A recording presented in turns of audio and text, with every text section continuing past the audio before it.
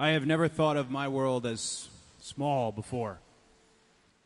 But recent events can really put into perspective how small we all are. It has also clarified for me how big and how important the service we provide is. And the irony in what I'm about to ask is not lost on me, because I'm about to ask three of the best athletes in the world to discard their petty differences, to put aside those squabbles and to stand together. The irony, it being March 18th, 2020, and us as human beings need to stand together. And for many of us, that will mean standing at a distance.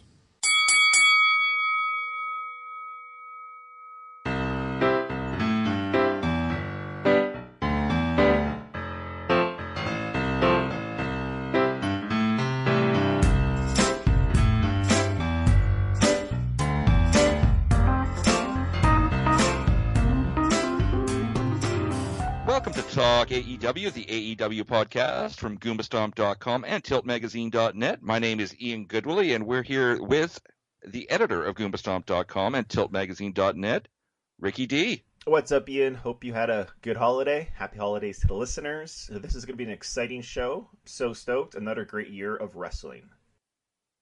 I should say that our best friend Mariko isn't here this week. She's feeling a little under the weather, but she'll be back with us as soon as she's up and raring to go. But for now, for this week, Ricky and I are going to talk about some of our best things we liked about AEW this year. We're going to cover a wide range of topics, from best new talent, best PPV match, things like that. But to start, let's go with best promo. Rick, what was your promo of the year?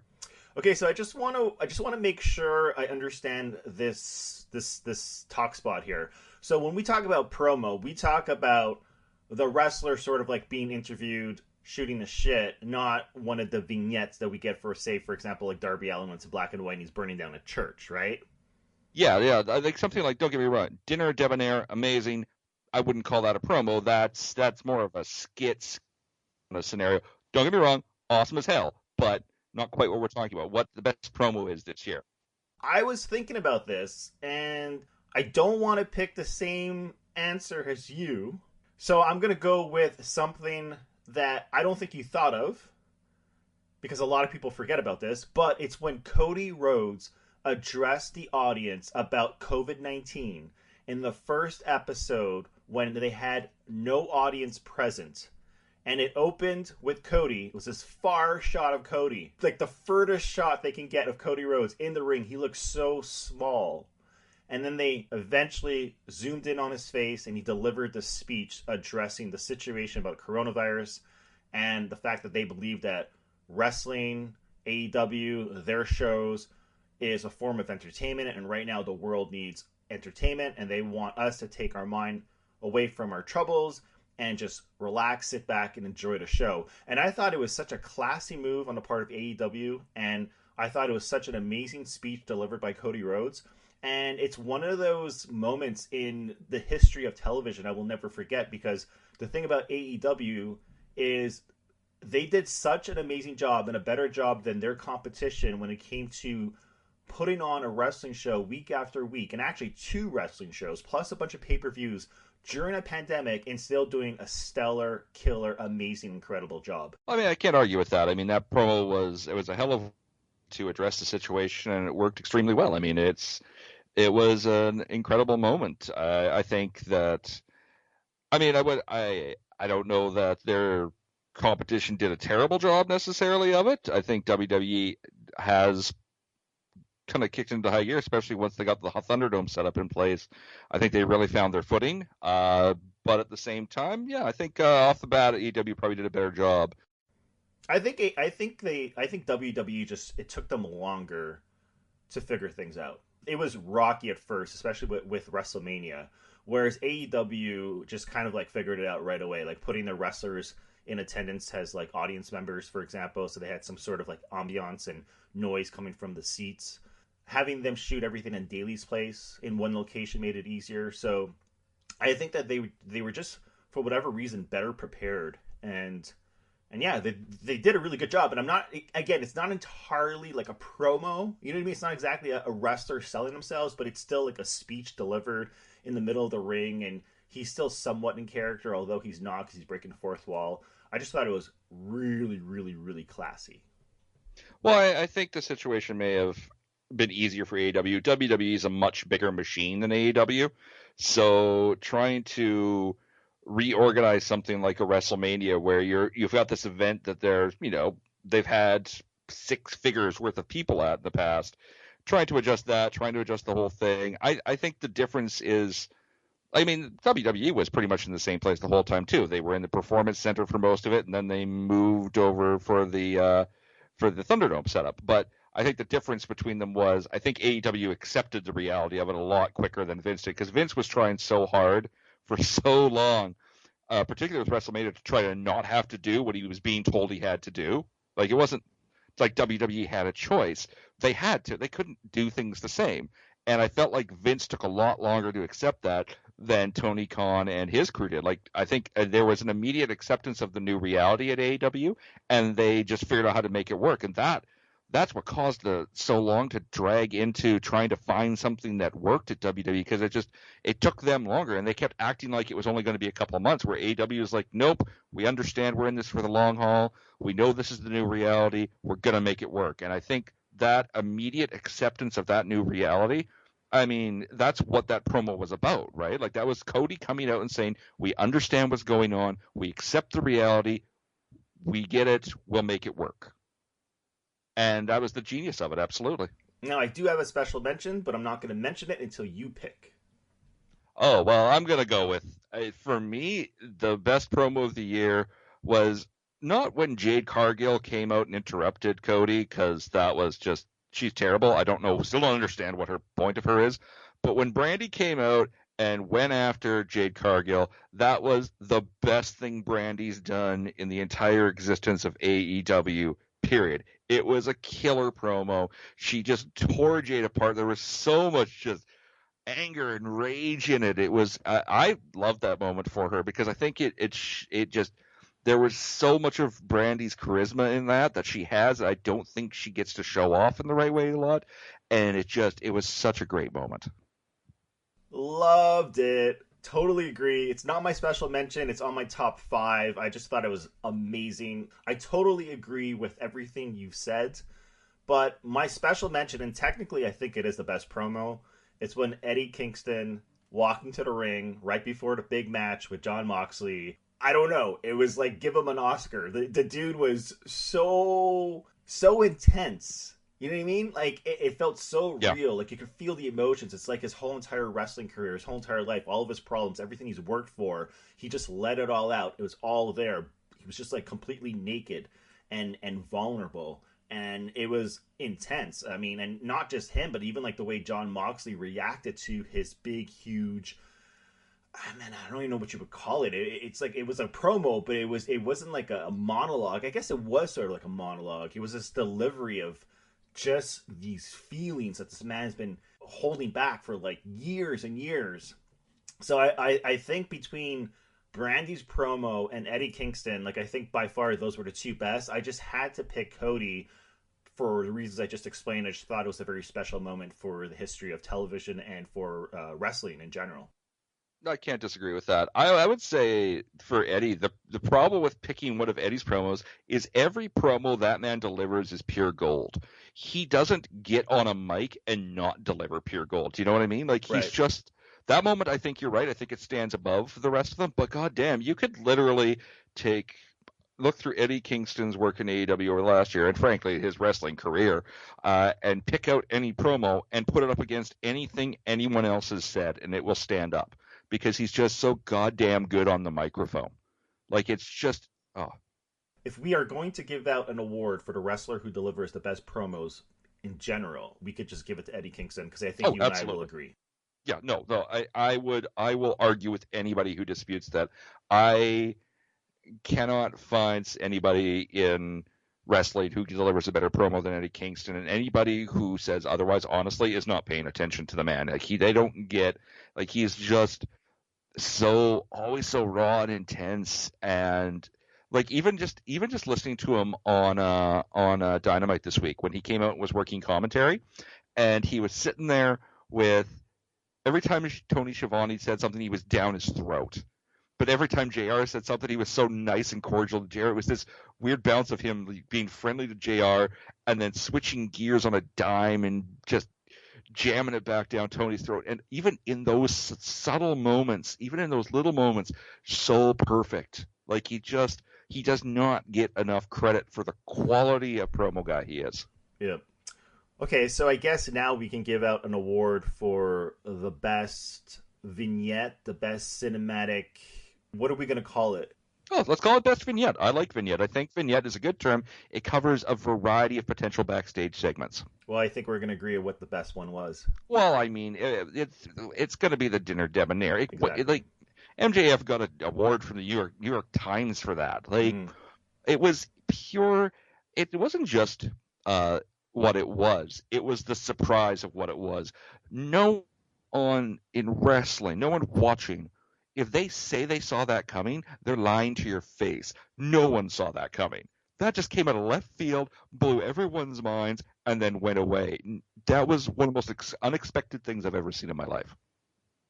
Yes, it was also well choreographed. I was kind of surprised that both men were able to sing so well. I mean, I know Jericho has his band, but it's a completely different genre of music, and MJF was just really good on the mic. And also, like, the dancers, the choreography, it was just funny as hell. And the way it opened up with the dinner and then turned into a musical.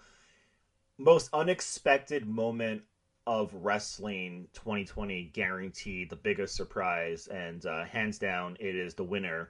It's hard to pick a special mention because there's a lot of really good, because there are a lot of good vignettes that we've seen throughout the year. But I think if I had to choose one for a specific wrestler, like a group of vignettes, like a package, I kind of like what they've been doing with Darby Allin. I'm not a big fan of every single one of the vignettes that they shot for him, but a lot of them are really kick-ass cool. I like the black and white. I like the music, and it really fits and suits his character.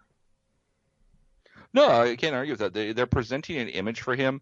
They're presenting a mood for him, and those vignettes are feeding into it perfectly. Like, it just, sometimes they're almost too far gone, like down the weirdness path for them to make a lot of sense. But somehow, even when they make zero sense, they fit better. Like, they're building something with him, and it's working, obviously. I mean, they've got a belt on him. They're working up something with Sting. Like, I mean, you don't do all of that when somebody is dropping the ball. And Darby Allin was given a ball this year. He ran with it. He's doing great, period. And those vignettes are a massive part of it. I think we have a special mention. I think you're going to agree. Totally forgot about this. Vanguard 1, when he visited Chris Jericho's home, and Chris Jericho was in the... Yeah, he was out in the hot tub. Yeah. Hot tub. Yeah, Vanguard 1 shows up. That was hilarious. Well, any of that bit with the feud between him and Vanguard was insane, and it's a testament to, it's a continued testament to the quality of performer Jericho is. He did a series of promos and vignettes and such where he had a feud with a drone, and the fact that he could do that and make that brilliant TV, fun to watch, that's why Jericho is Jericho, because he can sell that, and it was fantastic, absolutely. Man, I like giving out awards. It feels good. Maybe that's why I like Christmas. Giving gifts. It's festive. It is. It is.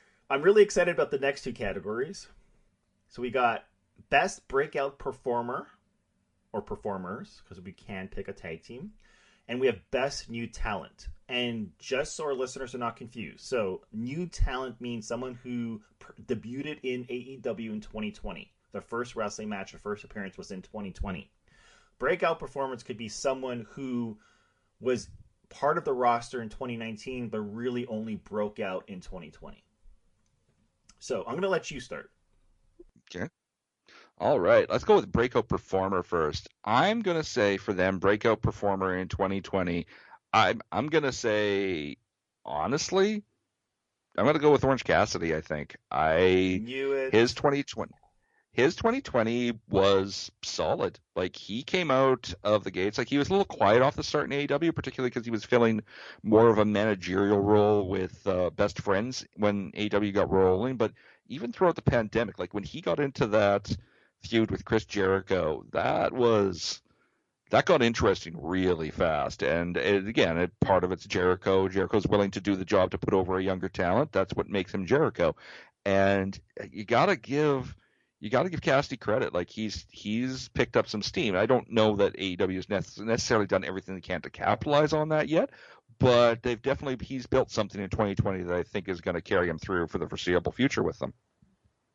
I totally agree. Because you picked Orange Cassidy, I'm actually going to pick Darby Allin, who was popular in 2019. But the thing is, I think Darby Allin really only proved how popular he was when he came back on an episode of Dynamite right after the match between Jeff Cobb and Jon Moxley. So basically, Moxley beat Cobb with a small package. The Inner Circle ran into the ring. Everyone ganged up on Moxley. Dustin Rhodes came out to help. And then the lights went out. And everyone was like, waiting, like, who is it? Is it going to be a new wrestler? You know what I mean? And then all of a sudden, Darby Allin comes back. I don't know if he was injured. I can't remember. I think he was injured at the time. He comes back, goes down the ramp with a skateboard. We hear his theme song, one of the best theme songs in all of, like, professional wrestling.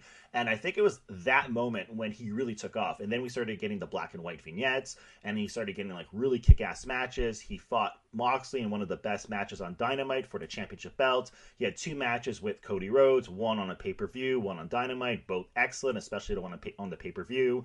Clearly the fans love him, and I'm like, the fact that Sting comes back to TNT, he's now a part of AEW, and it seems his mission is to team up, pair, or mentor Darby Allin. Like, Darby Allin is the next Sting. Like, that's huge. Oh, that's absolutely. I think, like, Darby Allin's been with AEW basically since day one at this point. The reality is, it seems weird saying this because they've only been around for just over a year, but it wasn't until that point in 2020 that you just described that I feel like AEW started realizing what to do with Darby Allin. They had something, but I don't think they knew what to do with it, or at least they weren't presenting it as such. And then when that moment's where everything clicked for him, and everything's built up steam from there. You're absolutely right. No, I can't argue with that. I do have a special mention. I want to mention Ricky Starks. Okay, but so I thought Ricky Starks was, like, isn't he new? Didn't he just come in 2020? He did. I just feel like he's had a great 2020, though. Like, I feel like he kicked it into high gear, and maybe he fits better under best new talent. I don't know, but because Ricky Starks is my pick for new talent. Like, I think he's the guy that came in 2020 and broke out really quick. We talked about him last week, how he has, like, 2 of the best finishers. He's, like, probably the best in doing a spear right next to Edge. I love. Oh yeah. I forget what his other finisher is called, but it's fantastic. The Rochambeau. Yes. Oh my god, and especially the names. He's really good on the microphone. He delivers great promos. He's part of one of the best factions. He dresses amazing. His attire, like, not just his ring attire, but just the way he dresses normally. He's a good looking dude. He's great on commentary. I mean, the guy is, like, awesome. He's money. Like, everything he touches, like, he's one of those guys if AEW is smart, they'll keep him around. They will not let him walk away. They'll keep him on contract because that's a future man right there. Like, that's the man down the road. He will hold the TNT championship. He will hold the tag team championships, and he will hold the heavyweight belt at some point. He's the man, and he can do it all. Like, he's one of those guys that can fill every position and do it well, and you can't say enough good things about Ricky Starks. So are we both choosing Ricky Starks? He's getting 2 awards? I think we have to. I think we have to for best new talent. Like, he was the smartest, easily the smartest sign they made. Like, the thing is, I would like to, like, if it wasn't Ricky Starks, I'd want to say Thunder Rosa, but the problem is Thunder Rosa still is under contract with NWA. Exactly. Like, she's working with AEW, but she's not AEW. Like, I feel like in the hearts and minds of fans at this point, she's all elite. Like, we look at her and we think of her as all elite. She is not all elite yet. She's still working with AEW. Not a perfectly fine company, got no problem with it, but we can't say she's the best new talent in AEW yet because they haven't been able to sign her, despite the fact that's who we're identifying her with at this point. So I think, for me, it's Ricky. Like, he's just so goddamn good. Like, and every week that he comes out, whether he's on the mic, whether he's on commentary, whatever he's doing, he just gets better. And I can't agree with you enough on just the way he carries himself and presents himself in and out of the ring. All of it is perfect. I mean, I totally agree with everything you said about Thunder Rosa, which is why I did not even consider her. There's also a few more tag teams like Top Flight, who I love, but they are just so new. I think they've wrestled maybe 7 times, maybe 6 times in AEW. They've had the fantastic match against the Young Bucks. Maybe if they were introduced a little earlier in the year, it's just that Ricky Starks has been there for a while. He's won all but 1 match, I believe. I think the thing about Ricky Starks is they don't want him to have a championship title so quickly because they know eventually he's going to get a belt around his waist. It's just too soon. So, yeah, I got to go with Ricky Starks, but there's a lot of great new talent. I mean, every week on Dark, they introduce like 20 new wrestlers. Oh my god! Oh my like, god! I mean, exactly. Like, I mean, I like Bear Country. I like Bear Country. They've wrestled 2 matches. The other thing is, I love Top Flight. Their athletics are amazing. They're in the ring, but I still think they need to work on their gimmick, like their look, like who they are as individuals, and that comes with time and with seasoning in the ring and in the business. And they're so young still, and working around AEW, they're around some incredible tag teams and guys like Chris Jericho and Dustin Rhodes who will help them get to that point. So I mean, they're in the right place to get the mentoring they need to take it to the next level. But yeah, like, I mean, Ricky is the man. Now I kind of hijacked this and we ended up talking about new talent, so we still need to talk about most improved. So who was your most improved guy? Well, my most improved. So this is tricky because I'm not going to say Darby Allin is the most improved because I don't think he's improved. I think he was always great. It's just that it took him forever to break out. I don't think Ricky Starks is the most improved because he came out just one of the best in the biz, and he's still one of the best in the biz. Oh, he came out swinging. Yeah, he came out swinging. So, my God, this is a tough one. You know what? You go first. You know who I'm going to go with most improved overall? I'm going to go with Big Swole, honestly. And I think a lot of it has to do with her feud with Britt Baker while Britt Baker was injured and what that built up to, because I think she got a chance. Like, she's obviously a gifted athlete. She's obviously a talented wrestler, but the piece of her game that was missing, she had the swagger kind of thing, but she didn't. There was a personality aspect that was missing to her game, and through that time with Britt Baker, I think that built up because she was put in a position of having to have a feud with something that did not have a wrestling component. And I think it started off a little rocky for her, but she settled into it, and she came out the side like a main event talent, in my opinion. Like, I think she always had the skills, and that feud in particular, that brought it out in her over those few months. And I think she started off as kind of, she was a member of the women's division. She came out on top. She's one of the top 3 members of that women's division now, and deserves that spot, and has gotten to that point where, I mean, you cannot deny her. You know what I mean? That is an excellent pick, and I have my pick now. So my pick is going to be Jungle Boy, and I'm going to explain why. So I'm writing up a list of the best matches on Dynamite for 2020, the 15 best matches, and I'm writing a list of the best pay-per-view matches from AEW. So there's 4 pay-per-views. Jungle Boy made both lists. Now, he made both lists fighting the same guy, which is MJF. But when Jungle Boy had a match with MJF way back early in 2020 on Dynamite, the match was really good. Not the best match of the night, but really, really good. And when I wrote the review of Dynamite that day, I said that this is potentially a precursor to a main event in the future. Like, those 2 guys fighting for the heavyweight championship, because I think they are the future of AEW. And then, fast forward to, I think it was October or September, they had a match on a pay-per-view, and it was even better. And Jungle Boy looked like he just improved by years. Like, the difference between the first match compared to the second match, and yes, you got to give credit to MJF because he was fighting MJF, and I'm sure the 2 choreographed the match and planned it out ahead of time and knew exactly what to do. But man, he was amazing in that match. And I just like the thing about Jungle Boy is that he's just not a big guy, right? He's not like a Brian Cage type. He's not like a Ricky Starks type. Like he's still sort of like petite. And I don't think that's necessarily a bad thing because they do still have the TNT Championship. It's not like there's only one belt right now that's an option to go for. Now they have two belts, and hopefully in the near future we'll have three belts because I still think they need a belt that's equivalent to the Intercontinental Championship. So I see Jungle Boy being that guy, the guy that wins a tag team championship, right? Like right now he's part of Jungle Express, and I can see them actually winning the belts. But I could also see him being an Intercontinental champ. So he reminds me of like the old days in WWF when you had a team like the Rockers or the Hart Foundation and Marty Jannetty and Shawn Michaels both went on to do big things. Again, he's still small, but I think he's got a lot of talent and he's got a lot of charisma. Oh, he's definitely reminiscent of Shawn Michaels. I mean, there's a vibe to him that, I mean, the Jungle Boy gimmick. I'm sold as him as an athlete. That gimmick, I think, for him to make it to the next level, I think he'll eventually have to leave that gimmick behind. Personally, I don't think it doesn't scream, AEW World Champion, but the man behind it does, without question. Like he will progress past that. Absolutely. Yeah, and I think that is why JR likes to refer to him as Jack Perry, because I think JR deep down inside knows he can't go too far as Jungle Boy. Just the fact that his name is Boy, you know what I mean? Like you got to remove Boy to start. Absolutely.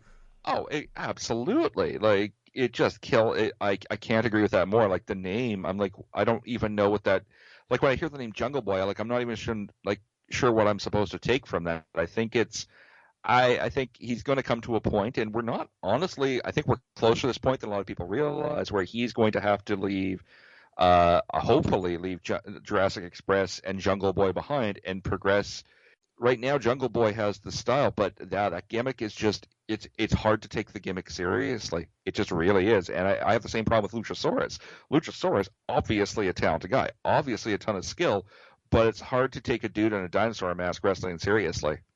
All right, we got two more categories before we take a break. The next category, now we actually talked about this last week, I believe, Best Faction. So this one is hard also. We're talking about all of 2020 right now. Yeah.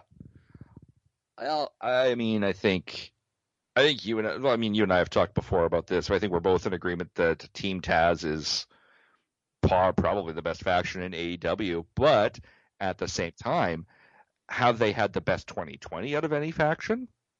No, I would absolutely say not. They're kind of still finding a groove. They've only,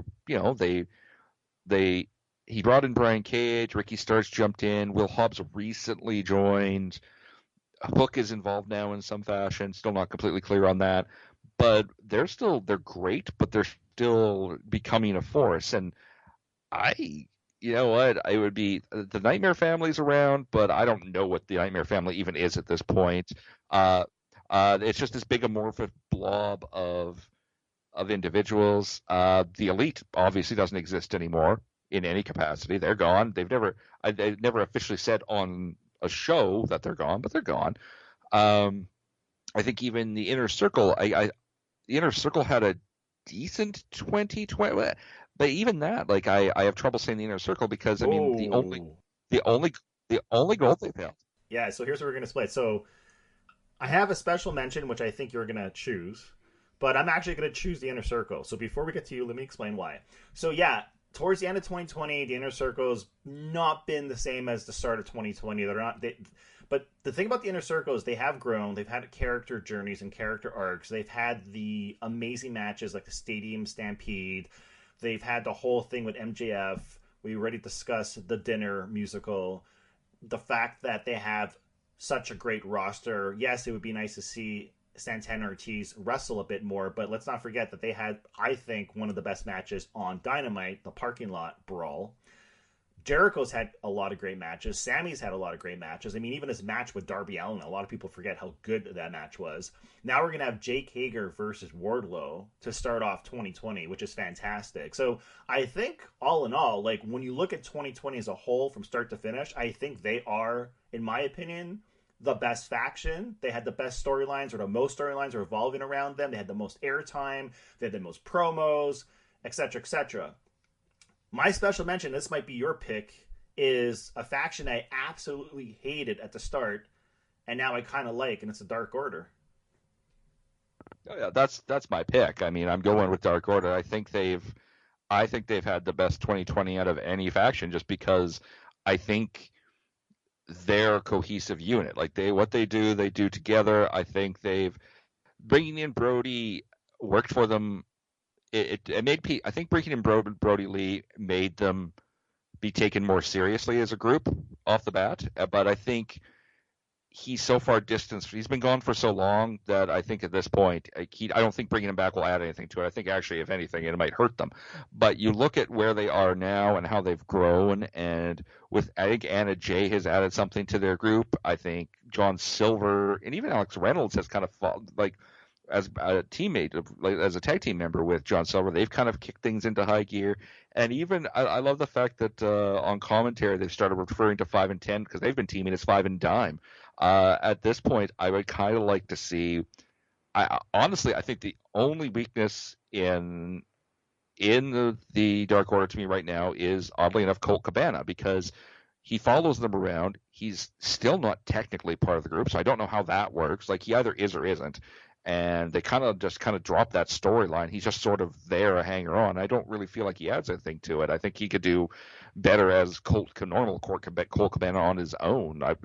Honestly, if he was going to join a faction, he would have made more sense to join the Nightmare family and become one of the 50 members in a windbreaker kind of thing. But for me, I think the Dark Order has had the best 2020. And when I look at my special mention, it's a harder pick. Like, I have to go. Honestly, I keep going back to the Eddie Kingston's family. Like, when it was running at its peak, part of me wishes they had broken it up, and like, I know they broke it up so they could build this weird feud between them and Death Triangle and whatever, Lars Archer, like that kind of threw everything off kilter. But there was a point at which Eddie Kingston with Butcher Blade, Penta, and Ray, like this is, you look at that lineup of guys in that group, and like especially once they brought Allie into the mix too, that crew with Eddie on the mic and those 4 guys destroying everybody. Yeah, I really like that crew too. The thing about the Dark Order is, like I said, it's my special mention, but I personally, I would be dishonest if I chose them, because they really annoyed me at the start, and I did like the whole mystery and build up towards the Exalted One. Oh yeah, that was great. It was fantastic, and there was rumors that it could be Matt Hardy or it could be Brody Lee, but either way, regardless if it was Matt Hardy or Brody Lee, that was like huge for AEW. And I agree. I like Brody Lee as the leader. Not all of it worked. Mostly the vignettes, like the whole dinner when he's eating steak and making fun of Vince McMahon, like, we just did not care for that. But him as a leader worked. He had some great matches with Cody. I mean, he actually won the TNT Championship. I'm not sure why he's disappeared. I don't know if it has anything to do with injuries or family issues. I don't know. But all I know is that ever since he stepped away, John Silver and Alex Reynolds have been like pretty much like fan favorites. Everyone loves them, and it has a lot to do with the YouTube channel, but still, they're getting more time on Dynamite and Dark, and that's always a good thing. But I don't see the Dark Order lasting, because I think they're going to split sooner than later, and I think they're going to split because I think AEW, Tony Khan, they realize how popular John Silver is right now, and Alex Reynolds, and I think they're actually going to move them closer to Adam Page, and they're going to have some sort of like cowboy faction or something happen. I'm not sure what. And it gives Adam Page something to do too, right? Especially if you pair him up with those dudes. So they are my special mention. I'm just gonna have to stick with my guys, the Inner Circle. I think, like, when I look at the pay-per-view events and the matches we've had, I mean, even like thinking back at Jake Hager versus Dustin Rhodes, I mean, it was a pretty decent match. Like, they've had some really good matches, and yeah.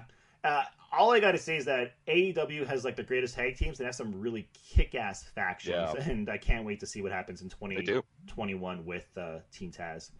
All right, one more category before we take a break. The most shocking, surprising moment of 2020. Man, that's a hard one. Well, we already mentioned the dinner. The dinner wasn't shocking. It was just, I don't even know how to Surprising. describe. I don't even know if surprising is the right word. It was so unexpected.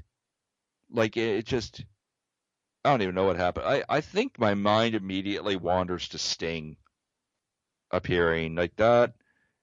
The time, the place, all of it. I think it. I have to go with Sting. I think that was the most shocking moment of 2020 for AEW because there was talk of it, but there was, I think, and some people were kind of like, oh, he's going to show up eventually. There was some talk of it, but I think they kept a pretty good job of keeping it under wraps that that was going to be the moment kind of thing. Totally agree. And you know Yeah. why? It's because, like, when you think of Matt Hardy and Brody Lee, they actually appeared on the exact same episode of Dynamite, but They did. everybody knew that Brody Lee was going to AEW. And there were so many rumors about Matt Hardy. It was like one of those two dudes as the exalted one. Maybe Yeah. we didn't know that they were going to appear on the exact same show, and it would have been amazing if it was actually live. Like, I think it was scheduled to be in New Jersey, right, for the Blood and Yeah. Guts episode, Yeah, it right? was. I think so, yeah. So that's a big loss in terms of like us wrestling fans in AEW. But the thing about Sting is there was rumors earlier in the month or in November, like right around the pay-per-view, and a lot of people thought he was going to appear during that last Full pay-per-view. Gear, yeah. Which he didn't at Full Gear. And so I think people just gave up on the rumors, like, oh, it's not actually happening. Sting's not coming. He's too old, etc., etc.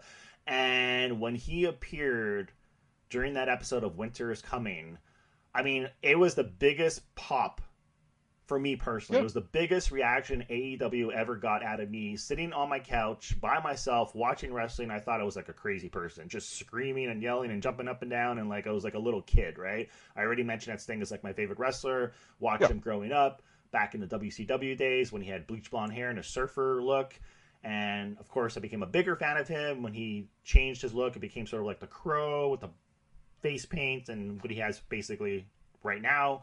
So I totally agree. I think that was the biggest shock for just about everyone in the wrestling world, regardless if you watch AEW or not, if you actually work for the company, because a lot of people did not know till the night of. Some people didn't know till he actually came out. Right? They were freaking out. Well, and you have to give them credit. It's hard in the wrestling business to surprise people. And the only other time as recently like being as surprised was a couple WrestleMania goes when the Hardys came out, when they returned to WWE, when they walked out for that match, for that to turn that triple threat ladder match into a fatal four-way ladder match. Like, I mean, no one saw that coming. They kept it, like, nobody in the back, like 5 people in the back knew, like they hid them in a motorhome all day. It was amazing. There was electricity to that moment when they walked out, and Sting walking out on that episode of Dynamite felt the same to me because they did such a good job of, had they had him come out at Full Gear, it wouldn't have worked as well because everyone was going, oh, it'll be on this paper. It's the last pay-per-view. Everyone was expecting it, and because they didn't do that, because they let people's expectations, okay, well, I guess it's not happening. It's not going to happen anytime. They're not going to not do that on a pay-per-view. If you're going to bring Sting in, you'll do it on a pay-per-view. Well, no, they didn't, and you didn't see it coming, and it was amazing because of it. Yeah. It reminds me of Season 1, Game of Thrones, Episode 9. I'm not going to say what happened in case anyone didn't see it, but everyone expected the big thing to happen on the 10th episode, the final episode of Season 1. And no, it happened on Episode 9. And it's not just about the fact that they chose for him to appear on Dynamite for the Winter is Coming episode, but it's also the execution. The fact that it happened midway through the show, not at the end of the show, which is, again, another small twist on the way wrestling promotions usually do things, because normally a guy like that would appear at the end. Also, just in terms of the execution, the way he appeared during a match with Cody and Darby Allin in a tag team match, right, against the Team Taz, because now the whole thing is Team Taz versus Sting, so it already sets up a storyline. But then you have the storyline between Darby Allin and Sting, so is he going to be the mentor? What exactly is this angle with Darby Allin? And then you have the long history between Sting and Cody, because he was good friends with Cody's dad. So you have 3 storylines that are built in a matter of like 5 minutes with Sting coming out for the very first time. Absolutely. Amazing. Well, And plus, after we watched the whole episode, we also know that they did part of the reason they did it in the middle was to make room at the end for Omega beating Moxley, then running off with Don Callis, right? Like they had that whole thing put together for the end. So all of it, it was a well packaged episode, but that Sting moment in particular, like that, everything about it was well played. You got to give AEW a nice polite golf clap for that one, because it just, you know what, that's a well played. I doff my cap to you. Like it was so well done. All right, when we come back, we're going to go through a few more best ofs for AEW in 2020. Don't go away. Who the hell told you tonight was open mic night, bitch? Your dizzy ass up here looking real confused, so let me spell this out for you. You up in my house, smacking your gums at my man, and now you my problem. I'ma make this real easy for you. Don't you ever talk to him like that again. Don't you even look at him. And you know what else you can do? You can take your ratchet, trifling ass right up off my stage and do not come back unless I send for you. Do you understand me? Guys, I just want to say that now the inner circle is stronger than ever with a new member. Elvis! Elvis! Thank you. Thank you very much. Hey. I got something I need to get off my chest. Oh, thank you, Ordiv. Look, I don't know if you guys know this, but I always considered myself to be a lone wolf. And live on Dynamite, I told the world that I wanted to find a wolf pack.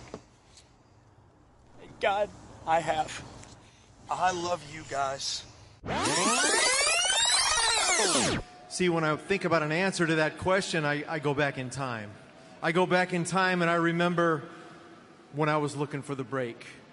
And I was watching the matches with one of the greatest of all time as we were peeking through the curtains and watching. And I'm talking about one of the greatest ever, one that I revere to this day, one that is adored by fans all over the world to this day. I'm talking about the American Dream, Dusty Rhodes.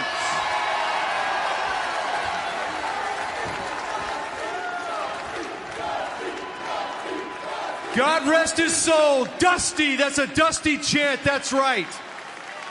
And because of Dusty and the conversation that we had when we were watching that match, he looked at me and he said, "Thinga, baby,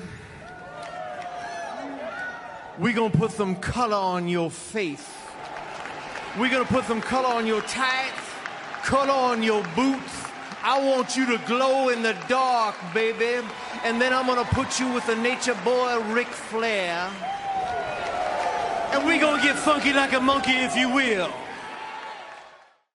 Welcome back to Talk AEW, the AEW podcast from Goombastomp.com and TiltMagazine.net. I'm Ian Goodwillie, and we're here, of course, as always, with Editor-in-Chief Ricky D. Rick, we have been talking the best of AEW in 2020. We've gone through quite a few categories, but it's time to go to the next best off. I think we should talk best episode of Dynamite.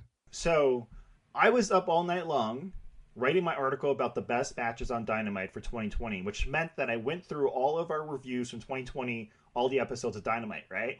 And there's a lot of episodes that we forget about, because the thing about Winter is Coming, which might be our pick, I'm not sure what you're going to choose, but here's the thing. Winter is Coming. The thing about that episode is, like, yes, we just talked about Sting, the way he came out, how it was like the most shocking moment of wrestling period for 2020. We talked about the ending with Don Callis and Kenny Omega and Impact. The thing is, it's easy to remember Winter is Coming because Winter is Coming was actually titled. Like, it actually has an episode title. It's not just like episode 47 of season 2. You know what I mean? It's like, it's Winter is Coming. But there's a lot of good episodes from Dynamite which don't have a title. And if I could just mention a few, right, before we actually decide what the best episode is. So, there was an episode of Dynamite which I thought was one of the best. And this episode had a match between Cody and Wardlow. And it wasn't just a match. It was a steel cage match. And it was the first match of which Wardlow wrestled in AEW. And it was an amazing match, and it ended in one of the best moments in Dynamite when Cody did the moonsault. In that very episode, we also had a match between Kenny Omega and Adam Page versus the Lucha Brothers, in one of the best matches on Dynamite of 2020, period. In that same episode, we also had Jon Moxley versus Jeff Cobb. And I already mentioned how that match ended when Darby Allin ran into the ring towards the end of the match. The lights went out, and that kind of shifted his whole entire career. We also had an amazing tag team match. We had, we had the Battle Royale in that very same episode, the Battle Royale. And I think it was the first Battle Royale match on Dynamite. So, a lot of people are saying Winter is Coming is the best episode of Dynamite, and I'm not entirely sure. I think it had the biggest moment, maybe the two biggest moments, but overall, from start to finish, is it actually the best episode of Dynamite? Because I can give you another episode in which Kenny Omega and Hangman Page and SCU open the show with a killer tag team match. Do you remember that match? That was also the same episode when Riho and Nyla Rose stole the show in an incredible women's tag team match. That's when Britt Baker started her whole new personality and angle as the heel and working with Tony Schiavone, which was hilarious. That was the same episode when Sammy had the amazing match with Dustin Rhodes. These are back-to-back episodes. These episodes happened in the month of February. That's also the episode when Jim Ross did that incredible interview with Santana and Ortiz. That was the episode when Santana had the one-eyed match with Jon Moxley and Jeff Cobb showed up as the hired gun. And that was the episode when MJF wrestled Jungle Boy for the very first time. So those two episodes, which again happened in mid-February, I think are the two best episodes of Dynamite. And I would say that first episode, the one with the steel cage, was the best episode, and that was back in the days when there was actually an audience. So yes, I know a lot of people are saying Winter is Coming is the best episode of Dynamite. I personally disagree. I think that is the best episode of Dynamite. Oh, I don't think Winter is Coming is the best episode of Dynamite. I think it had two big moments on it, but otherwise it was kind of it wasn't the rest of the show. Like, people are saying it's the best based on Sting showing up and the whole thing with Kenny and Don Callis at the end. And that's great, but those are two big moments. It doesn't make for a good episode. For me, the best episode of Dynamite is the episode after Winter is Coming. The next week. Oh, really? I love that episode. Opening match, Young Bucks versus the Hybrid 2. And they had a stellar tag team match. This is the point at which by the early 2020, TH2 was before pandemic stuff wasn't getting a lot of airtime. They were good, but they weren't quite there yet. Pandemic, they were gone for a while. Then they started coming back, and they've been building up. And they had this stellar match with the Young Bucks. And then after that, you've got Sting walks out, does his thing. Cody has a great promo with Tony. What else happened that one? FTR, I'm not the biggest FTR fan, but they had a great match with the Varsity Blondes. It was their first, I believe it was their first match after losing the titles too. And Varsity Blondes are a good young tag team building up, and they had a solid match. Then you come out, we got Dustin Rhodes with Lee Johnson in his corner, take Dark Order's 10, and 10 has really come into his own over the past little while too. Dustin Rhodes' ongoing almost solo feud with the Dark Order on behalf of the Nightmare Family has been solid too. Dustin's been doing some incredible in-ring work. The weird part was that was the episode that had that strange interview with Shaq and Brandy. I don't know what that was about. But the Inner Circle had that great ultimatum thing where they were trying to decide whether they should split up or stay together, and that was oddly enough a great bit. I quite enjoyed that. And then the pairing of Lance Archer, Murder Hawk Monster with the Lucha Brothers, who I enjoy him with them actually, taking on Eddie, Butcher, and Blade, and that was a beast of a match too. And Abaddon, Tisha Price. Tisha Price is one of their kind of, I don't want to call her a jobber. I feel bad calling her a jobber, but she's been doing a lot of work on Dark. She was on Dynamite. I don't think she's got a win yet, but she's one of these young talents that I think has just clicked right away.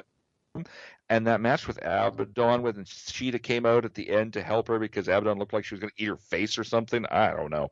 You got that. And that was the match. That was the event that had the Dynamite Diamond final for the ring, and MJF and Orange Cassidy going at it. People interfering. Orange Cassidy coming close to winning the ring the same ways come close to winning titles unless somebody interferes. And you know what? Overall, like it was excluding the weird Brandy Shaq thing, and that's neither the fault of Brandy nor Shaq. That's weird decisions backstage, but you go from it from front to back, and they were all solid matches. There was some good promos. It was just a lot of solid booking for what was going to happen down the road. And I just like you compare that to Winter is Coming the week before, and Winter is Coming had these big moments that kind of prepared for some stuff, but the rest of the show around it wasn't my favorite. That next week though, it just poof. Like I just thought that was where stuff started kicking into high gear. I liked where they were starting to take things. I really enjoyed that episode. Yeah, so all that to say is there's a lot of great episodes of Dynamite, and I'm also choosing that one because that was before the pandemic, so there was still an audience, and I'm sorry, having an audience just makes everything better. So, yeah. Well, I can't disagree with that, but I've reached the point where the new normal is not having an audience. I don't really notice it anymore. Like I don't notice like Dynamite does have somewhat of an audience. They've got people there yelling and cheering. Well, they've done a really good job with letting in a few fans here and there and having the wrestlers at ringside. So there's still an audience. It's just a small audience.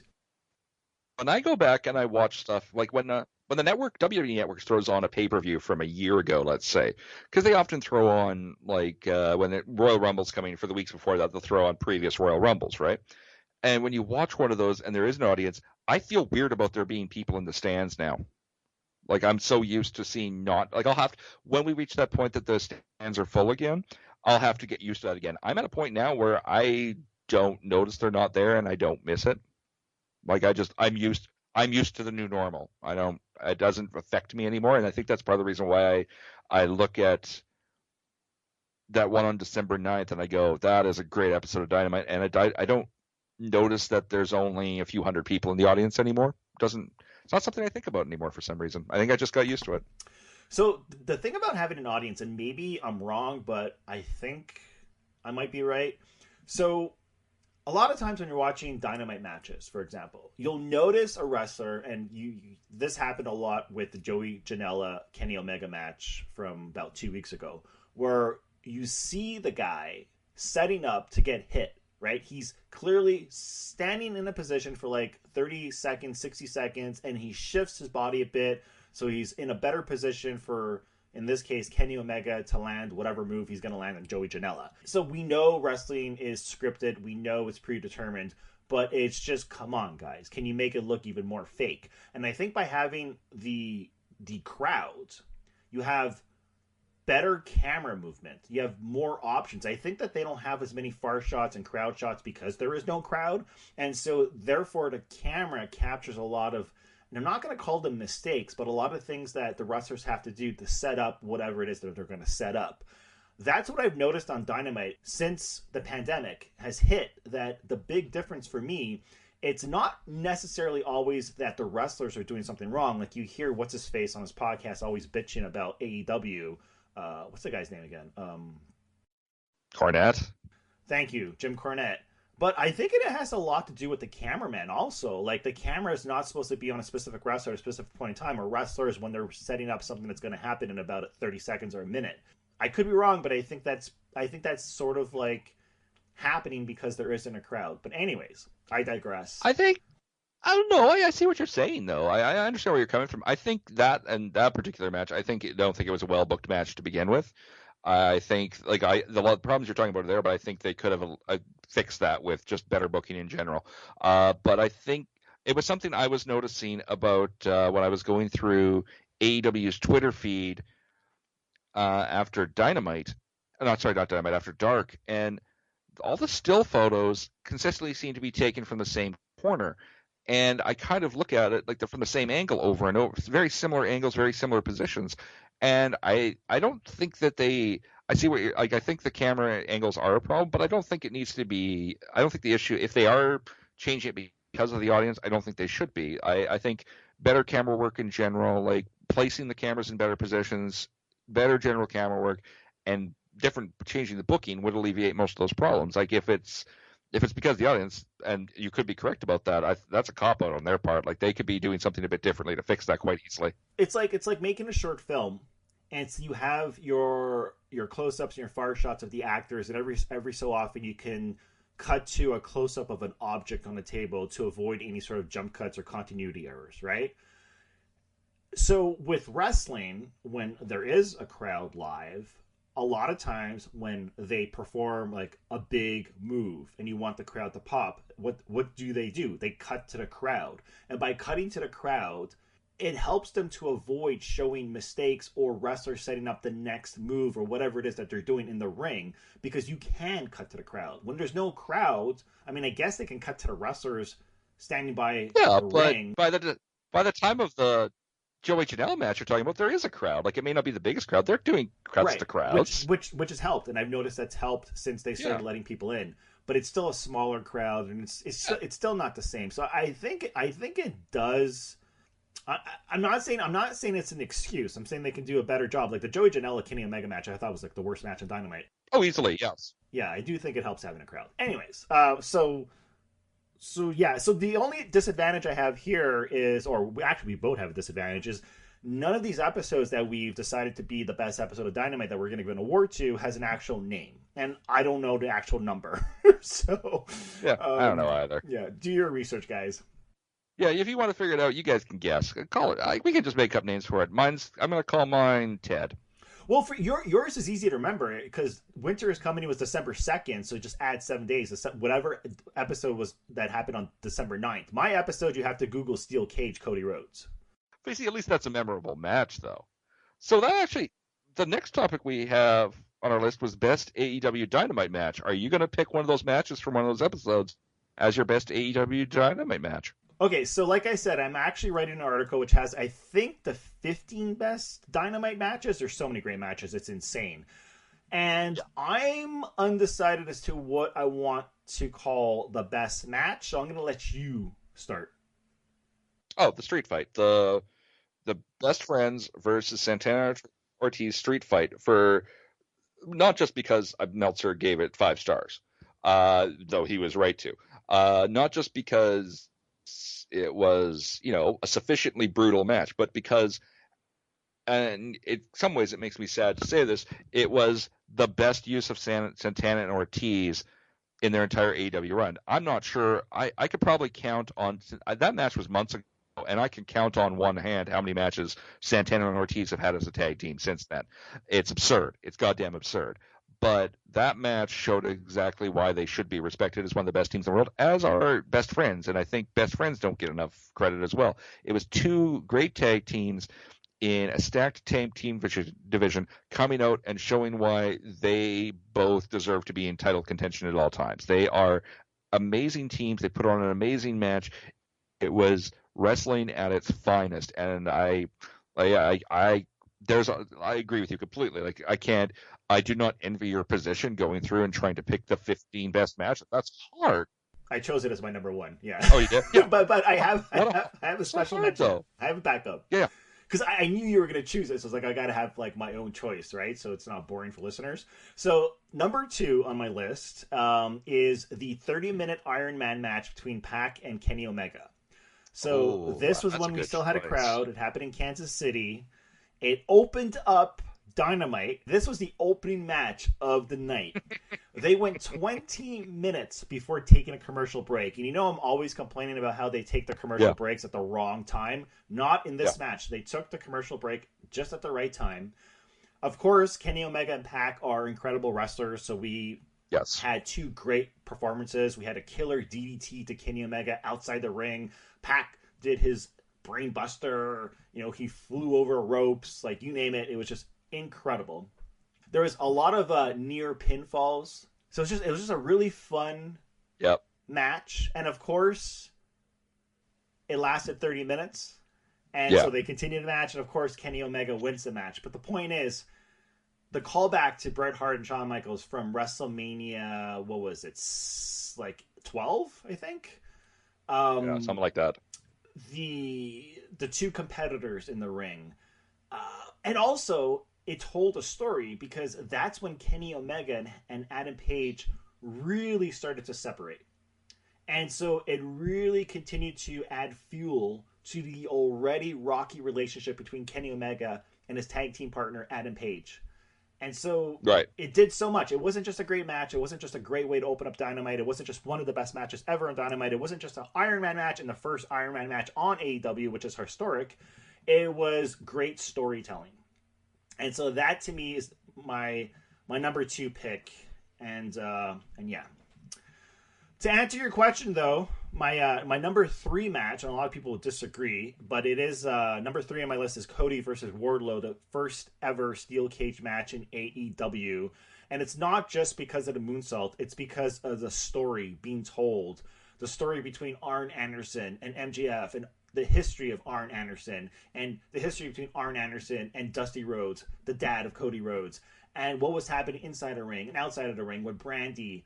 And of course the moonsault, and of course the fact that it was Wardlow's first match, and he just is a monster. So that was number 4. Number 5 is Kenny Omega and Adam Page versus the Lucha Brothers, which is also on the episode that I named as the best episode of the year.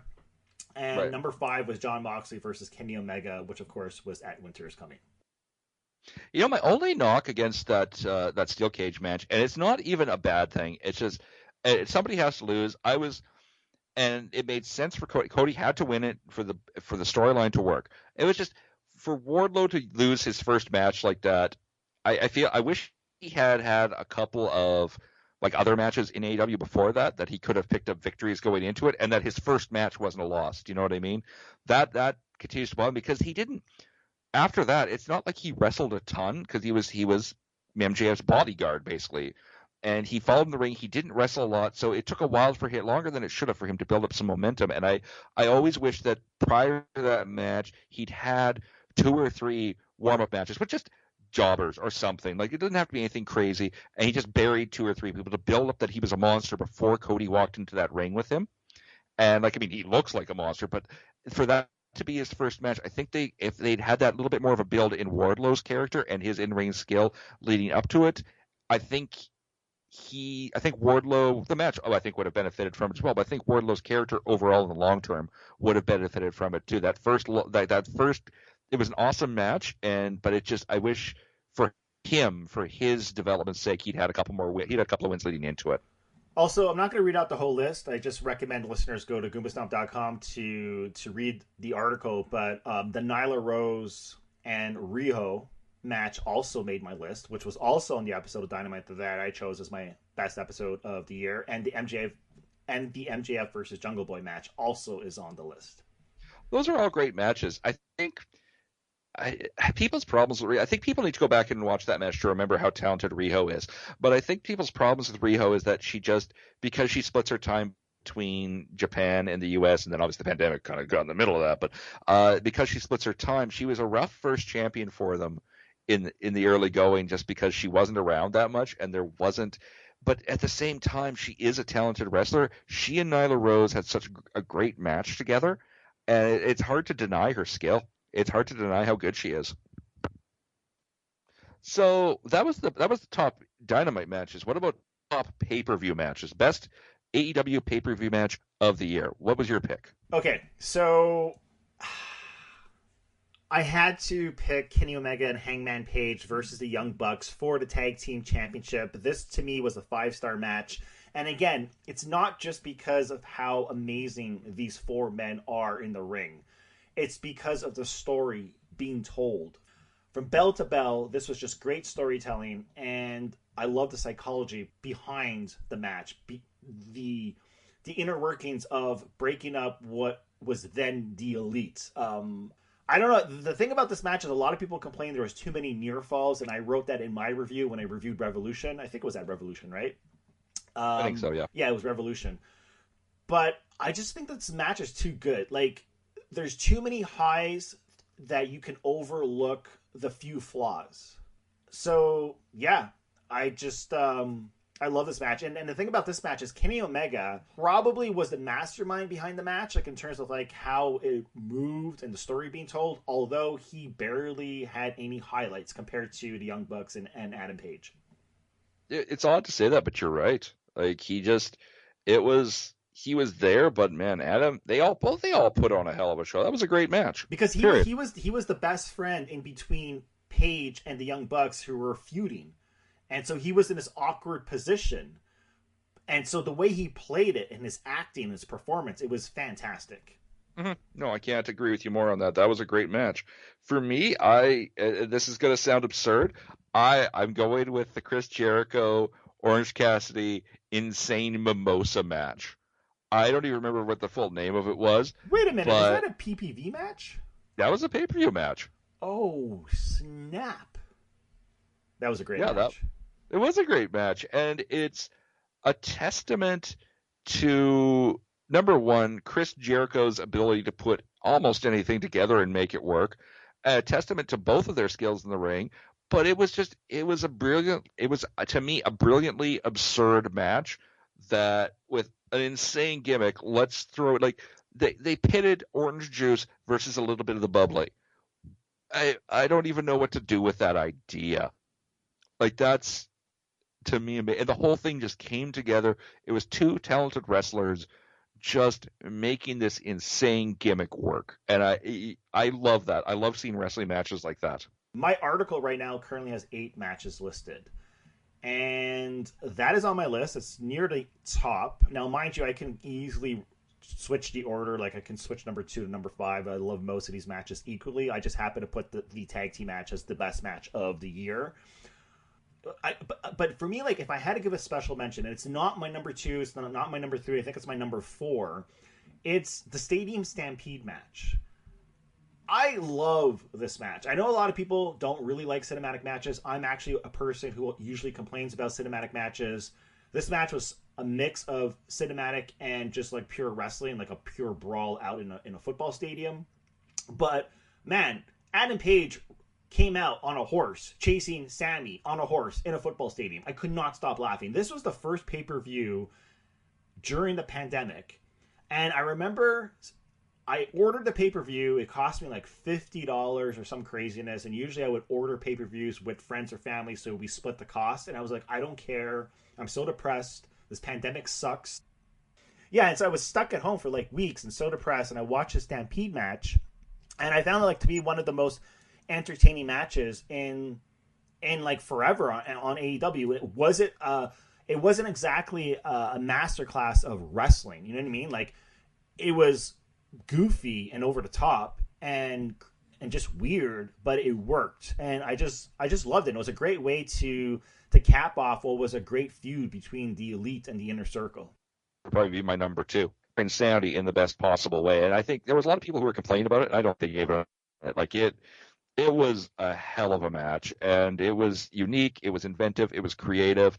It was what, to me, pay-per-view are about, those kind of matches on them, because they should feel big. To me, no, I can't. That's my number 2 as well, man. Oh, amazing. Okay, so we both got the exact same special mention. Okay. Next up is Best Tag Team of 2020. I'm curious to see what you say here.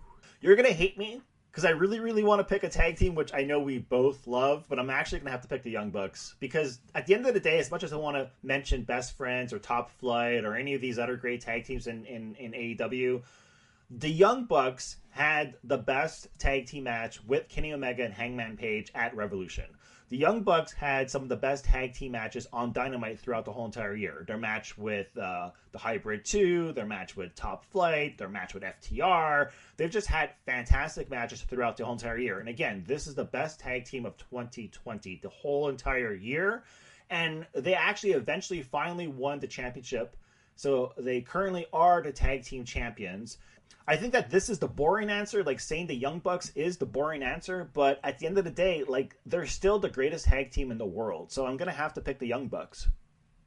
It's hard to argue with that. I mean, they are an amazing tag team. They did finally win the titles.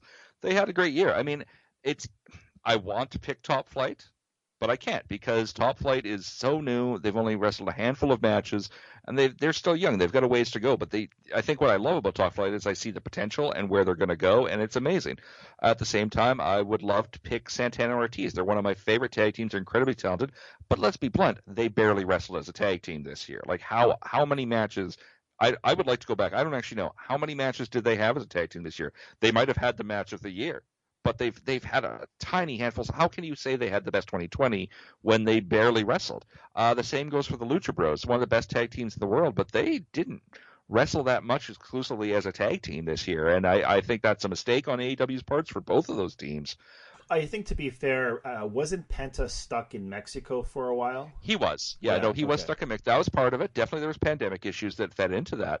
And that's a qualification for everybody's year this year, right? But at the same time, even when they were around, like they still didn't really wrestle as a exclusively as a tag team that much. There was always a caveat of Pac and Death Triangle or being part of Eddie Kingston's family, whatever was going on there, right? There was always something that was a caveat to all of that.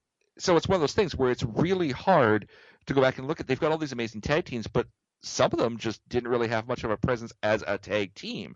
So it's hard to go back and want to pick one of them. You look at someone like Best Friends, again, part of the best match of the year in both of our opinions. But at the same time, I don't know how much what else was their 2020 like though, like to be a consistent top dog tag team. And I mean, I think in AEW, some people might be tempted to say FTR, but FTR wasn't a presence in AEW throughout 2020. There was this chunk in the middle of it where they were top dogs, and they came in, worked their way up to the belts really fast, lost them, and then disappeared for a few weeks, and they finally started reappearing towards the end of the year. But it seems like the safe choice to say the Young Bucks for them, but I think it's the right choice, though. I have to agree with you.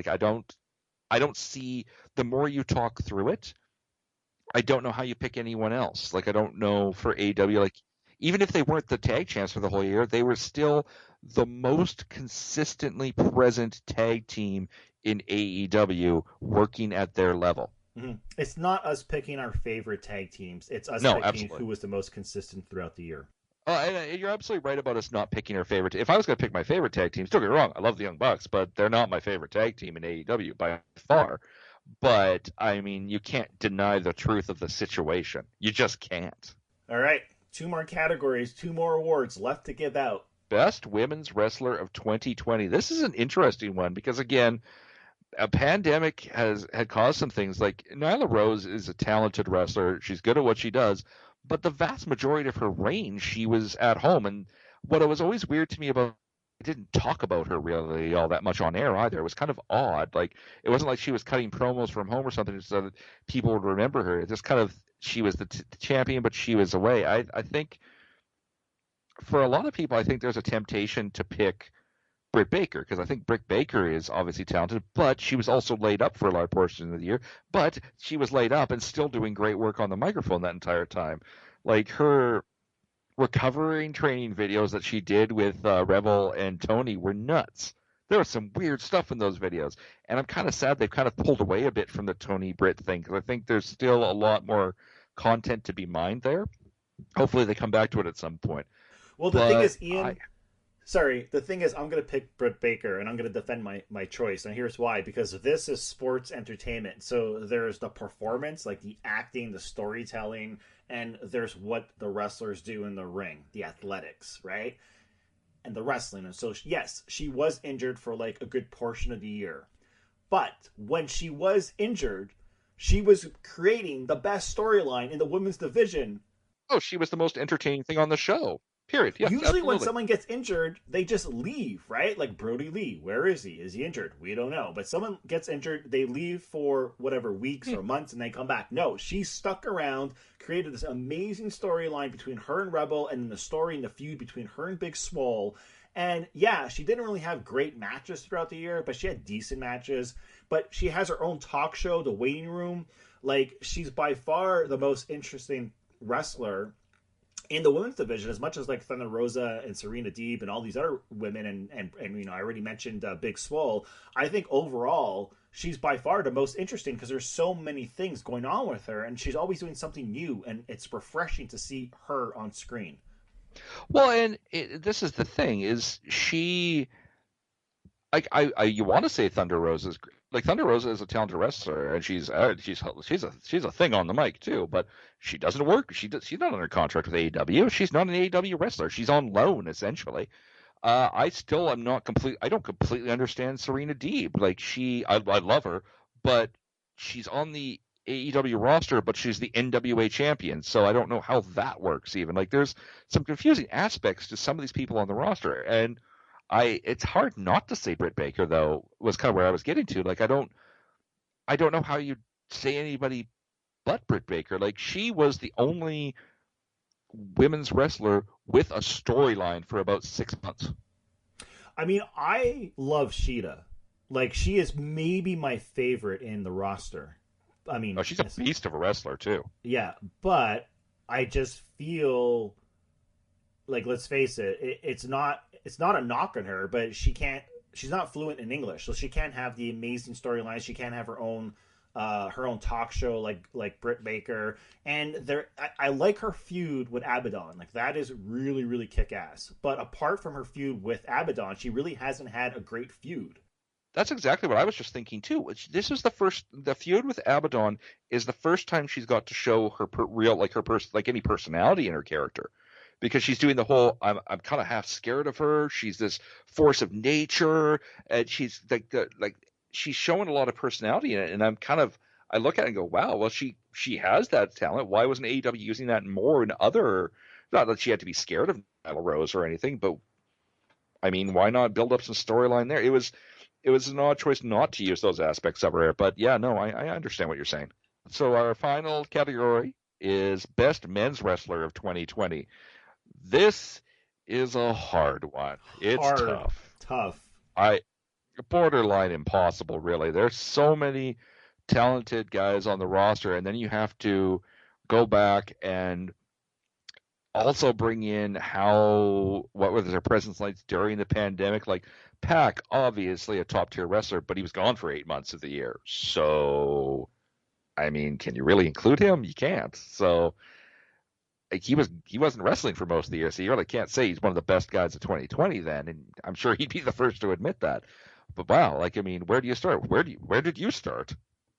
Well, I looked at my list, my two lists, the list of the best Dynamite matches, the list of the best pay-per-view matches, and the logical thing to do is to see who appears on the list the most times. And again, it's the boring answer, but the answer is Kenny Omega. So for best matches on Dynamite, according to my list, doesn't matter the order, but I have Pac versus Kenny Omega 30-minute Iron Man match.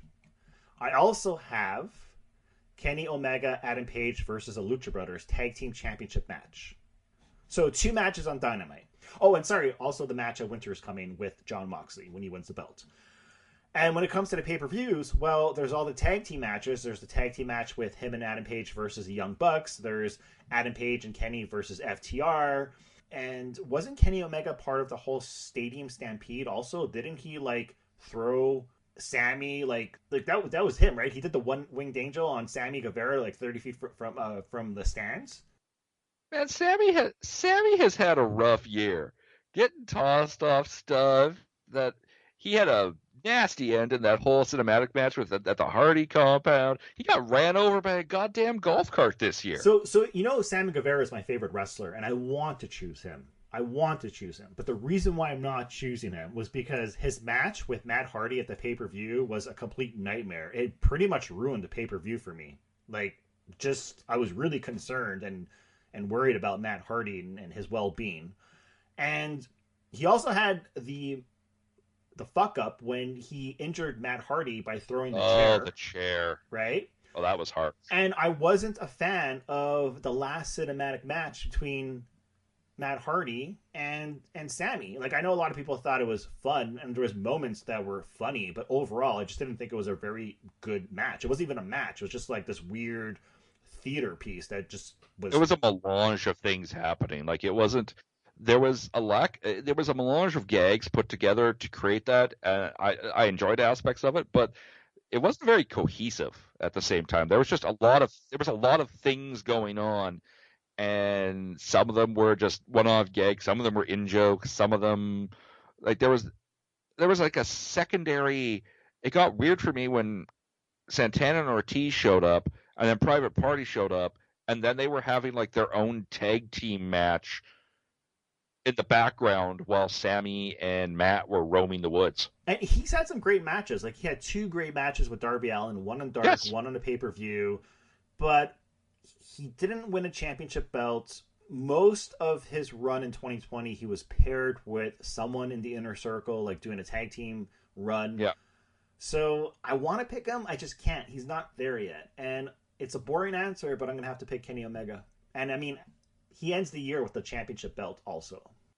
Yeah, like it's one of those things. Like Kenny has been part of the biggest stuff this year. It's hard not to place him as AEW's top dog, but I think there's also an argument to be made for Jon Moxley. He was the standard bearer for the most of 2020. He was their guy through the worst of the pandemic times. I think he was out there. I think you could. I'm not necessarily saying that he beats Kenny Omega, but I think if you're going to pick the guy in second place and an argument for first, you could go back and forth between it's Moxley because he has had a huge impact on it. The weird part is for me has been his absence since losing the title. I'm not sure what they're doing there, but the fact that we haven't seen him since he dropped the title to Kenny, that's been a little odd for me. I think that's why, honestly, I would put Kenny before him. Is just a big part of losing a title is what you do after it. So I don't understand what AEW's. I don't know if it's. I think it's got something to do with his family, or because the thing is, I was convinced. I remember I said this on the podcast. I was convinced that they would keep the belt on Moxley for exactly a year, and he would lose it at Revolution because he won it at Revolution. And we all thought that he would fight Kenny Omega at the pay-per-view, and they decided to make the match on Dynamite, which, is fine. It was good for Dynamite, but I think because he's been absent, there's something going on, and he had to lose the belt sooner than later. I can't argue with any of that. It's just so hard to say when you don't know what's going on, and he doesn't owe us an explanation by any stretch. If it's personal, it's personal. But it just feels weird with him not being like it felt like it was an inevitable. Like Kenny Omega winning the belt from Jon Moxley was the way it was always going to end, but it did happen sooner than expected, and it did happen. And maybe it was part of the Impact thing. I don't know, but to me, having Jon Moxley being such an important presence over this entire almost year throughout the pandemic, throughout everything for AEW, and then to have him suddenly just be gone, it's a weird feeling to not see him there, and to not really understand why. But then again, that's not the only guy that's happening with, I guess. But still, it's hard to argue with Kenny Omega being the man for 2020. He was tag champ this year, and he became the AEW champ this year. Like he's held two completely different championships. Plus he's Kenny Omega. What are you going to say? Like when somebody says, I think Kenny Omega is the best wrestler in AEW, or I think Kenny Omega is the best wrestler in the world, go ahead and argue with that. There's a comeback to every point. The reason why guys like the Young Bucks and Kenny Omega have backlash and why people just suddenly start disliking these wrestlers is because people like change. And when you're still the best of the best, people are like, okay, it's been like 5 years now, or like 3 years. Like, when are we going to have like a new best, right? And I think that's why a lot of people are pushing for like a tag team like FTR. Like, it's always been FTR versus Young Bucks, but Young Bucks have always been considered the best. And now FTR has an opportunity to wrestle the Young Bucks, and it's this big feud between fans because some people just want to change. It's just natural. Yeah, so it's kind of the boring answer. Like, we are giving you listeners the boring answer, but I think it's the honest answer. It's the real answer. Like, I don't know if I was going to sit here and tell you that I love Orange Cassidy. I think he's great. But I'm not going to – if I said he was the best wrestler in AEW right now over Kenny Omega, I'd be lying. Look, I was trying so hard to make an argument for Darby Allin, and I can't because he won the TNT Championship in an incredible match with Cody Rhodes, which is on my list of best pay-per-view matches of 2020. Great match. But he hasn't wrestled since. he won't defend the title until January 6th. I know, it's insane. Like that's from the pay-per-view that was weeks ago. Like it'll be 8 weeks. What 2 months in between winning it and his first defense. That's for what. And again, for as you have accurately described this belt in the past as the TV championship. This is their TV championship, and the world championship has been defended more times on TV than the TV championship has in the last 8 weeks. My second pick, my special mention, is actually not Jon Moxley. It's Cody Rhodes, because Cody Rhodes is involved in some of the best matches on Dynamite and on the pay-per-views. I mentioned the steel cage match. He had the dog collar match with Brody Lee. He had an amazing match with Darby Allin on Dynamite, and he had a match with Ricky Starks. He had a match with Eddie Kingston. He had a match week after week after week defending the TNT Championship. So Cody Rhodes is my special mention. Well, also, not just that, you have to also consider how many new talents were introduced that way. Ricky Starks was introduced to AEW as part of his ongoing series of open challenges for the TNT Championship. I think Kingston, too. I think they made a mistake sleeping on Warhorse. I think they brought him in for one of those matches and they didn't keep him. I think that was a mistake. I think they should really have – I think one of the biggest mistakes – we didn't talk about this, but I think one of the biggest mistakes AEW made this year was not trying to keep Jeff Cobb around. I don't know how they brought him in for one match and then he's gone. Jeff Cobb's a freaking tank of a man, and I adore him. So I don't that one was weird to me, but I look at it, and yeah, Cody deserves to be high up that list as well. You know what name should be high up that list, but isn't because of what I consider to be bad booking, is Lance Archer. I think Lance Archer is a talented wrestler, but god damn it, the man, they seem intent on not booking him correctly for some reason, or just he keeps losing the big matches, and I don't understand why at this point. I don't understand why Lance Archer's been wrestling for, 15, 20 years, and he's still not a big name. Like, the guy is huge. He's a great wrestler. Yes. He has a great finishing move, a great look, even his name, Murdoch, Lance Archer, the fact that he's paired with Jake the Snake, everything about this guy rings like WWE champion, the kind of guy that Vince McMahon would love. Absolutely. And I don't know how is he not walking around with some gold on him? How is he not a bigger part of AEW? And look at how he's being booked right now. He's a weird hanger-on in this feud between Death Triangle and Kingston's family, which I still don't understand. What is the name of Kingston's family? Is Kingston's family faction just called Kingston's family? I don't know what to call them. They don't even have a name. They just keep referring to them on air as Eddie Kingston's family. Well, the family dropped by 2 members. So, and then he's sort of weirdly shoehorned into that now, and he has so much upside, but AEW seems to be determined to not use him correctly, and I don't understand why.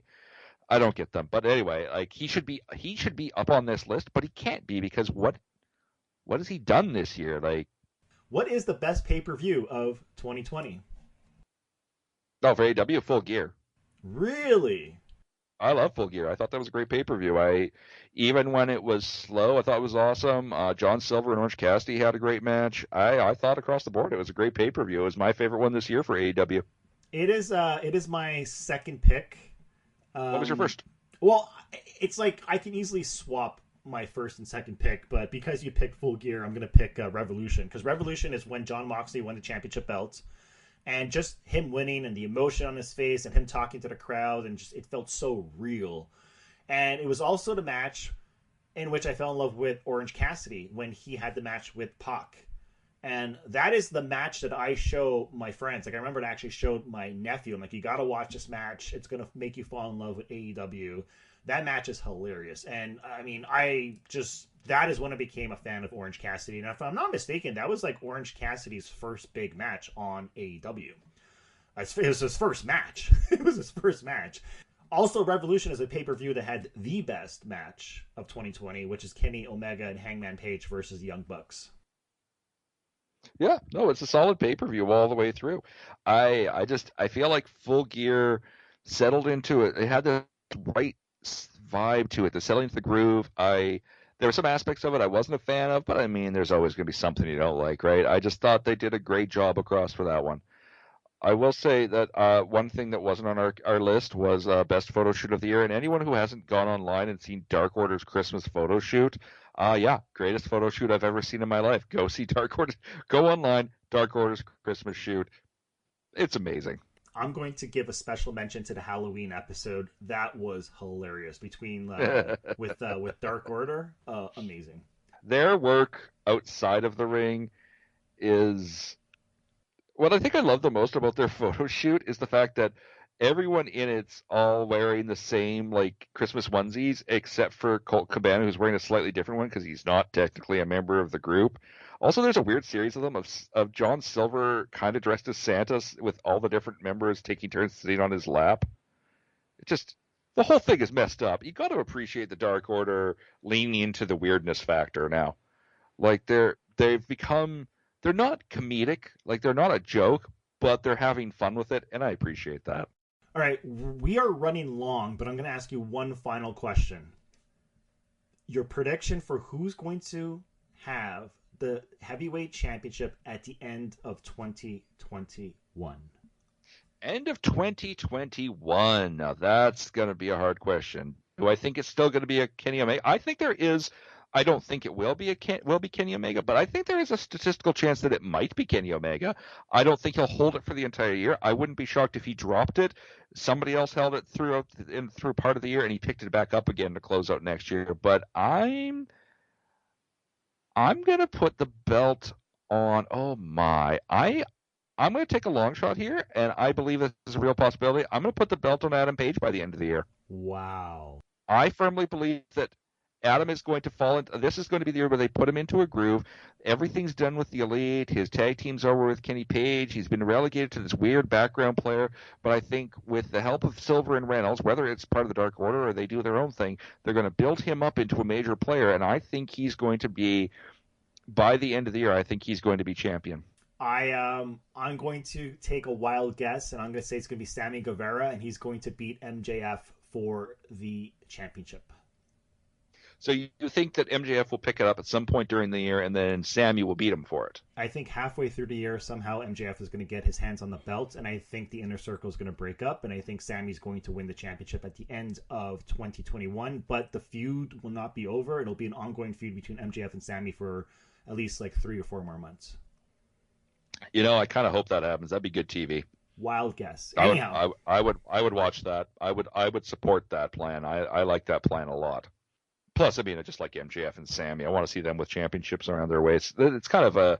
I think that's what, like, the fact that neither of them are chasing any belts right now. It does bother me. All right, I think that is a lot. We covered a lot of ground today. We talked about a lot of great stuff in AEW. We covered a lot of great categories. But as with all good things, I think it's time to bring this episode of Talk AEW to a close. As always, Ricky D, editor-in-chief of GoombaStomp.com and TiltMagazine.net, thank you very much. Do not forget, listeners, you can listen to the podcast just about everywhere. You can find the post or the column or the category or whatever, the podcast, over at GoombaStomp.com, and it has every single link to where you can listen to the podcast, which includes iTunes, YouTube, Stitcher, Podbean, you name it. And if you want, you can follow me on Twitter. My handle is Sorted Cinema. I usually just tweet about AEW and movies because I also do a movie podcast called the Sorted Cinema Podcast. We will be back in 2 weeks, I guess. The plan, if I'm not mistaken, Ian, is we're going to review the next 2 episodes of Dynamite. I do believe so. Yeah, after, like, I don't know when it's going to be. It's going to be the Thursday after the second episode, because it's a 2-parter, right? So we're just going to review part 1 and part 2 as, like, 1 episode here on the podcast. I believe so, yes. That's the plan. Oh, that's going to be fun. Snoop Dogg! All right, ladies and gentlemen, have yourself a Merry Christmas and a Happy New Year, and we'll talk to you in 2021.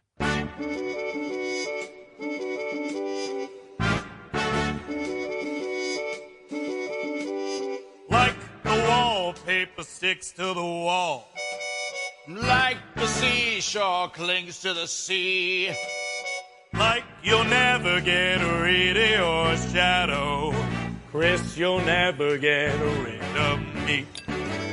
Let all the others fight and fuss. Whatever happens, we've got us. We're closer than pages that stick in a book. We're closer than ripples that play in a brook. Wherever you'll find him, you'll find me. Just look. Closer than a recliner thrown at Honey's forehead, geyser me. We're closer than snakes are, they slide through the grass. We're closer than Cody is to a jackass. Not a soul can bust this team in two. We stick together like glue. And when it's sleeping time, that's when we rise. we start to swing. Swing to the sky. Our clocks don't chime. What a surprise.